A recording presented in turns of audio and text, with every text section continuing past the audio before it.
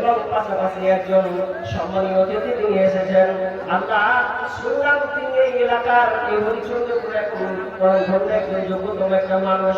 আল্লাহ তিনি মসজিদের জন্য 10 কোটি রড নির্মাণ করেছেন। আল্লাহ তুমি কবুল করে নাও। শুনলাম মা বাবা জন্ম দিয়েছেন। আল্লাহ তোমার বাবা মাকে ক্ষমা করে দাও। আল্লাহ ছেলে সন্তানকে আল্লাহ তুমি সেই সালামতে রাখিও।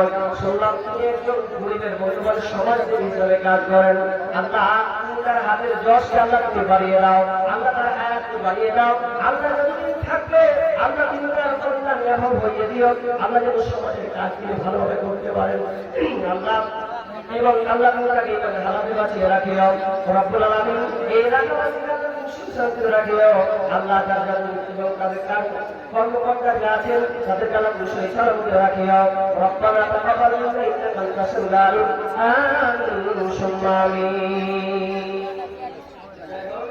আমি যে আলোচনা করছিলাম এবার আমি ধারাবাহিক আলোচনা করছি প্রায় 2040 অর্থাৎ আরেকজন দিয়েছেন 500 টাকা।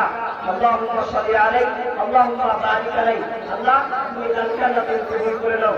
ভাই এবার যাচ্ছি ভাগবেন, গেলেই ভাগবেন, কিন্তু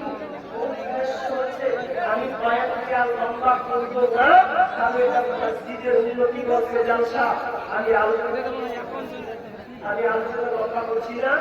আপনারা গ্রামে অবগত আছেন এই মসজিদের উন্নতি করতে জালসা এই মসজিদের জন্য আপনারা আপনাদের জান দিয়ে আপনাদের প্রাণ দিয়ে আপনাদের শ্রম দিয়ে বুদ্ধি দিয়ে এই মসজিদটাকে আপনারা উঁচু পর্যায়ে নিয়ে যাবেন।